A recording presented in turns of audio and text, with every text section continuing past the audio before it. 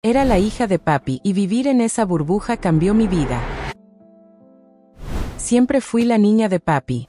A los 19, en la universidad, jamás me faltó nada.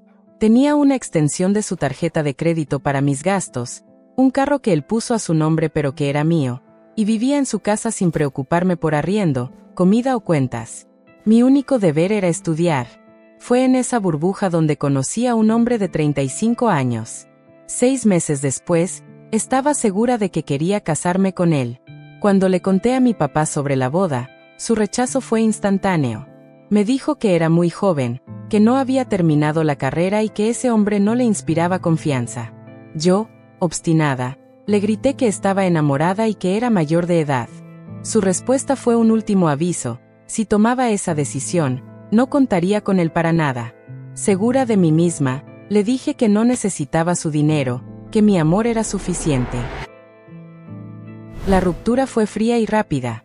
El día que me fui, mi papá me quitó las llaves del carro y canceló la tarjeta. No hubo abrazos de despedida. Mi familia no fue a la boda. Me mudé con mi esposo a una casa pequeña en un barrio humilde, muy lejos de todo lo que conocía. Él era maestro. En el primer mes entendí la nueva realidad. Cada centavo contaba. Tuve que aprender a cocinar, a hacer mercado con lo justo y a olvidar los lujos. A los pocos meses, dejé la universidad. No había dinero para seguir. Los años pasaron en una rutina agotadora. Tuve 2 hijos y la conversación sobre mis estudios nunca volvió. Mi mundo se redujo a la casa, los niños y estirar el sueldo de mi esposo hasta el límite. No había viajes, ni descanso, ni ayuda. 7 años dedicada por completo a ser ama de casa. En todo ese tiempo, no hablé con mi papá. Con mi mamá había llamadas esporádicas, pero a ella le prohibían visitarme. Todo se derrumbó el día que descubrí la infidelidad. Mi esposo me estaba engañando con una mujer más joven. No hubo disculpas ni discusiones. Simplemente me dijo que me fuera. La casa era de su familia, heredada. Me echó con los niños. Salí de allí con unas maletas, sin ahorros y sin un lugar al que llamar hogar. No tuve alternativa más que volver a la casa de mis padres. Regresé derrotada, con 2 niños pequeños, después de años de silencio. Tuve que tragar mi orgullo y pedir perdón. Mi papá no me recibió con reproches, pero tampoco con abrazos cariñosos. Lo que hizo fue abrir la puerta. Adoró a mis hijos desde el primer instante. Nunca me dijo te lo dije, aunque yo sentía que, en el fondo, algo entre nosotros se había quebrado para siempre. Con el tiempo, me dio la oportunidad de retomar la universidad. Empecé desde cero, mientras mi mamá me ayudaba con los niños. Al graduarme, entré a trabajar en su empresa, pero no como la hija del dueño. Empecé desde abajo, como cualquier otro, y fui ascendiendo con esfuerzo. El padre de mis hijos desapareció por completo, y yo no lo busqué. Hoy, mis hijos son adolescentes. Tengo trabajo, estabilidad y una vida muy distinta a la que soñé a los 19. Ya no soy la niña de papi, pero tampoco aquella mujer ingenua que creyó que el amor lo superaba todo. Todo lo que tengo lo construí con mis propias manos, después de haberlo perdido todo. Por eso sé que el amor, solo, no basta. A veces, cuando veo a mi hijo mayor mirando a una chica con esa misma luz ciega en los ojos, me pregunto si debería contar mi historia o dejar que aprenda por sí mismo. El otro día, incluso, mi papá me pasó un informe de la empresa y nuestras manos casi se rozan. En sus ojos, creo ver un destello de algo que aún no hemos hablado, un reconocimiento silencioso que tal vez sea el primer paso hacia algo más. Y mientras organizo los papeles en mi escritorio, me doy cuenta de que, aunque el pasado está claro, el futuro con él todavía tiene muchas páginas en blanco por llenar. Trabajando en la oficina junto a mi papá, esa sensación de algo pendiente se hizo más fuerte. Las conversaciones eran solo de trabajo, frías y prácticas, pero a veces lo sorprendía mirando a mis hijos, sus nietos, con una ternura que no mostraba con nadie más. Era en esos momentos cuando recordaba al hombre que, antes de mi rebeldía, me cargaba sobre sus hombros y reía sin preocupaciones. Una tarde, ya casi terminando la jornada, mi hijo mayor, Lucas, llegó a la oficina después de clases. Tenía 19 años y ese aire despreocupado que tanto me inquietaba.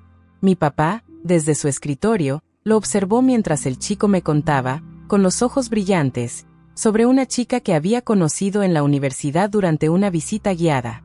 Es increíble, mamá. Es inteligente, divertida, y ya sabe lo que quiere estudiar, decía Lucas, totalmente ilusionado. Yo sentí un escalofrío en el cuerpo. Miré a mi papá de reojo. Él había bajado la vista a sus papeles, pero su mandíbula estaba tensa. Cuando Lucas se fue a la sala de espera a hacer tarea, el silencio en la oficina se volvió pesado. Yo respiré hondo, preparándome para otro día de palabras medidas y distancias seguras. Pero entonces, mi papá habló, sin levantar la vista del informe que sostenía. «Tiene tu misma edad cuando te fuiste», dijo. Su voz era aún muy suave y silenciosa que casi se pierde entre las paredes. Me quedé inmóvil. Era la primera vez en más de una década que hacía una referencia directa a lo que había pasado. No era un reclamo, solo una observación cargada de un peso histórico que nos aplastaba a ambos. Sí, logré responder, mi propia voz sonando extraña. Pero él es diferente. Mi papá finalmente alzó la mirada. Sus ojos, esos ojos que antes destilaban autoridad y ahora solo mostraban un cansancio profundo, se encontraron con los míos. ¿En qué?, preguntó. Y fue una pregunta genuina, no un desafío. Abrí la boca para dar una respuesta automática, para decir que Lucas era más maduro, más centrado. Pero las palabras no salieron. ¿Era realmente diferente? ¿O solo estaba viendo en él el mismo fuego ciego, la misma fe absoluta que yo había tenido? El miedo me apoderó.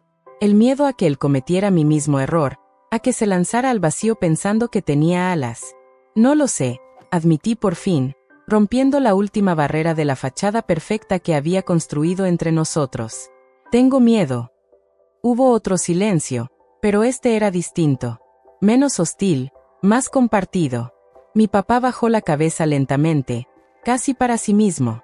Luego, con un movimiento que parecía costarle un esfuerzo enorme, dejó el informe a un lado. El miedo, dijo, es lo único que te salva de la estupidez. Yo también tuve miedo entonces. Miedo a que te destrozaran la vida. Era la primera vez que hablaba de sus sentimientos de aquella época. No de su ira o su decepción, sino de su miedo. Sentí que se me cerraba la garganta.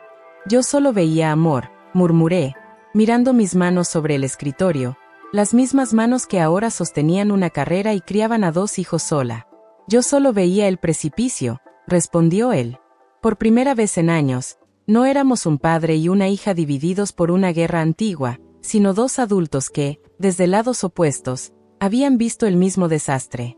Lucas, inocente y lleno de sueños en la otra sala, era el puente que ahora nos unía en una preocupación común. Mi papá tomó su pluma, la giró entre sus dedos, un hábito que tenía cuando estaba pensando profundamente.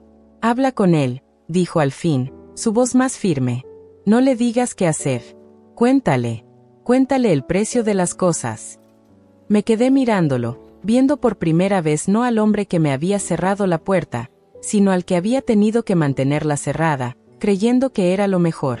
Quizás, en su dura manera, lo había sido. Su rigor me había obligado a hacerme fuerte, a pesar de que el camino hubiera sido devastador. «¿Y tú?», me aventuré a preguntar, el corazón latiéndome con fuerza. «¿Alguna vez pudiste perdonarme?». Él desvió la mirada hacia la ventana, hacia el atardecer que teñía el cielo de naranja. La pregunta quedó suspendida en el aire, sin una respuesta inmediata. No había un sí fácil, ni un no definitivo. Solo el reconocimiento de una herida que, aunque cicatrizada, había marcado el paisaje de ambos para siempre. Finalmente, se levantó de su silla, con ese movimiento pausado que había adquirido con los años. «Lucas te está esperando», dijo, cambiando de tema, pero su tono ya no era cortante. Era resignado. O quizás era el principio de algo más. Mientras recogía mis cosas, supe que esa conversación era solo el primer capítulo de algo que habíamos pospuesto durante demasiado tiempo. El silencio entre nosotros ya no era una pared, sino un espacio que, por primera vez, parecía listo para ser llenado con palabras nuevas. Y al salir de la oficina, con la imagen de mi padre contemplando el atardecer, me di cuenta de que la historia más importante, la de nuestro perdón, Tal vez solo estuviera empezando a escribirse. Las semanas siguientes fueron un tanteo cuidadoso. Hablé con Lucas, no para darle un sermón, sino para compartir mi historia, los sueños, los errores y el duro despertar que tuve. Le hablé de la diferencia entre el enamoramiento y construir una vida, de la importancia de terminarse a uno mismo antes de entregarse a otro. Él escuchó, pensativo, y aunque no prometió nada, vi una nueva cautela en su mirada. En la oficina, mi papá y yo encontramos un nuevo ritmo. Las órdenes secas se convirtieron en consultas. ¿Qué opinas de este informe?, decía. Oh, los niños necesitan algo para el colegio. Eran pequeños puentes que tendíamos sobre el abismo. Una tarde, al salir, me dijo, el sábado voy a llevar a los niños al partido. Si quieres venir. Era una invitación, no una orden. Un espacio neutro para seguir sanando. El sábado en el estadio fue extraño y maravilloso. Vi a mi papá reír con mis hijos, comprarles golosinas, explicarles las jugadas. Era el abuelo que ellos siempre habían conocido, pero yo veía algo más. Al hombre que, quizás, había anhelado ser ese padre abierto conmigo y no supo cómo, ahogado por el miedo y la autoridad. En un momento de silencio, mientras los niños gritaban un gol, nuestros ojos se encontraron. Y por primera vez, no vi juicio ni reproche. Vi un dolor compartido y, tal vez, el débil amanecer de la paz. Un mes después, llegó el momento de la verdad. Lucas vino a casa con la chica, Fernanda, para cenar. Mi papá también vino. La tensión se sentía en el ambiente, pero no era la de antes. Era la tensión de quien quiere proteger, pero ha aprendido a confiar. Vi a mi padre observando a Lucas, no con recelo, sino con una atención profunda, escuchando cómo hablaba de sus planes de estudio, de cómo él y Fernanda se apoyarían mutuamente sin abandonar sus metas individuales. Al final de la noche, cuando se fueron los chicos a sus habitaciones, mi papá y yo nos quedamos solos en la cocina, recogiendo. El silencio era cómodo. De repente, sin mirarme, mientras secaba un plato con meticulosidad, habló. Tú lo hiciste por amor, dijo, su voz grave se escuchaba en la tranquilidad de la casa. Y yo, al alejarte, también lo hice por amor. Solo que los dos confundimos el amor con otra cosa. Yo con el control, y tú con la entrega. Me detuve, el plato que sostenía a medio enjuagar. Era la respuesta que no sabía que necesitaba. No un te perdono, sino un entendí por qué lo hiciste. Fue muy duro, papá, susurré, dejando que las lágrimas que había contenido por años asomaran por fin. Lo sé, hija, dijo, y por primera vez en más de una década, puso una mano callosa y cálida sobre la mía. Para los dos lo fue. Esa noche, cuando se fue, no me sentí la niña derrotada que había regresado con maletas, ni la empleada que buscaba su aprobación. Me sentí, simplemente, su hija, con cicatrices, con una historia rota a nuestras espaldas, pero con el mismo suelo firme bajo los pies. Y el final llegó unas noches después. Lucas me despertó tarde, con los ojos llenos de una seriedad adulta. Mamá, dijo, hablé con el abuelo. Le pedí consejo, de hombre a hombre. Mi corazón se detuvo. Y él me dijo algo que no esperaba.